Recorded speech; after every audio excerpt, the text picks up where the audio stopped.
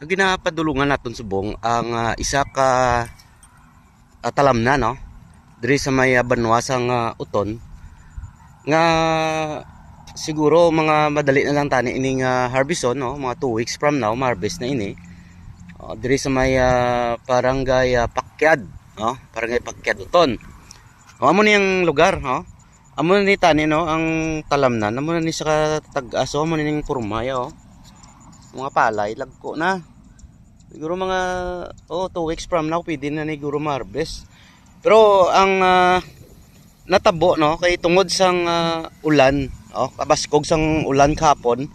Now, ang area ni daw mga sulusubra ni guro mga 4 ka hektarya ni. Sa piyak ag piyak na side. Diri ni malapit sa C1 Road no, pakadto sa Lambuyong area. Now, amo na ni subong ang sitwasyon niyo no, ang porosyon niya sini, amo ni natabo no. Nahapay ini mga kabyanan no, kanugon no. Hasta gini digto sa punta. No? Nahapay gid naglatumba ni naghapa gining ining mga palay bangod sang pagtupa kahapon sang hapon sang mabaskog nga ulan. May mga porsyon pa man nga nagatilindog para ni abi ni sa higad. Pero ang diriya misa tunga ya pakadto gito ya sa punta ubos giniya ka hapay. I don't know kung matigayon pa ini nga harvest ni kung mapuslan pa ini kay ang tubig agdanaw ni di mga kabyanan ang talamnan ni si matabo sini ang mga grains sini ang palay ni kung maigo niya sang tubig mahimo ni sa nga tubuanan kanugo niya lang paning harveston kay medyo green pang mga ano niya ang iya mga palay. Yung mga area man nga wala pagid niya mahapay pero mostly ang damage siya sini siguro mga 80% siguro 20% lang gatindog sini. Sa ini pa lang mga biyanan nga parts ang talamnan kay lapad ini piyak ag piyak ini no. Now pakadtuan makadto pag kita sa piyak side by side man lang ini. Ini may gatindog pa ni ini ang ini nga part naman hari naman iya man isa lang nga tagyari grabe gining igo ya. Do almost siguro 90% gini tanwab lang yung sitwasyon niya sini. Nakita mo ang hasta gini dito sa punta hasta gid sa punta hapay gid anugo no inalarbiso na lang ni tani. Pero mapuslan pa man ni siguro kung mahingagaw ni harvest kag kag iugahon mapuslan pa ni isang tagiya kay kanugon no.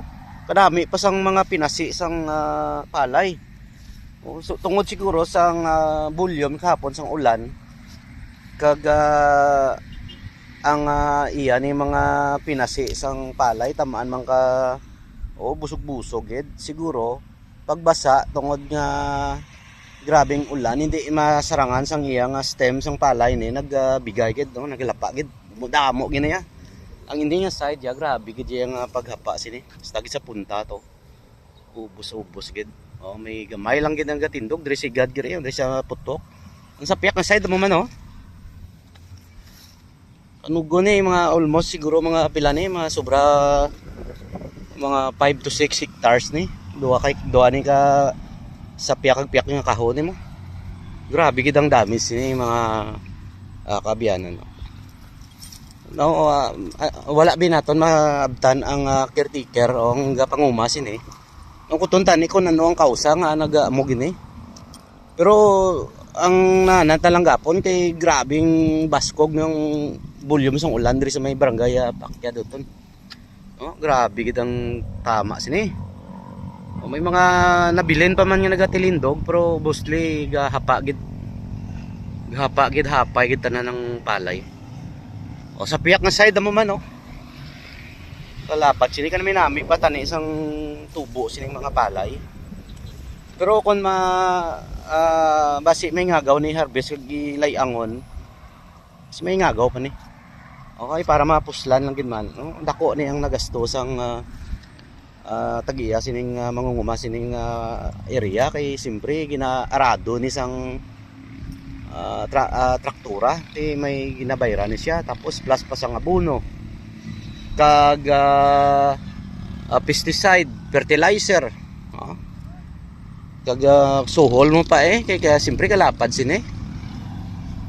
Grabe gid ang damage ni ang bulyom abi kapon sang ulan din nagdala na og gani ding area. Taman gid ka damol. Mo ning isa pero may mga isa man diya ka area diri sa Piak nga talamnan wala ya maiguan pero ini yang area grabe gid kita man yang damage sa sini.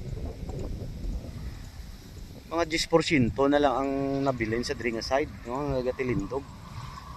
Laban gid hapay. Ang diri nga area amo sakop pa ni sa siya lang ni katagian ang Piak nga side ini siguro mga daga ni guro sa mga 2 hektarya ni 2 hectares kag ang diri sa Piak man medyo malapad-lapad niya pagit ang ta siguro mga 3 hectares 3 to 4 hectares ni. So dako ni nga kapital man kag dako ni nga kaperdian sang mangunguma nga nagatunguma sang sining nga umahan. Ari pagidang diri sa Piak do gamay di gawang pero isa lang ni sila dito sa Piak amugidang natamaan man. O gani diri na lang sa makabiyanan ng aton nga video.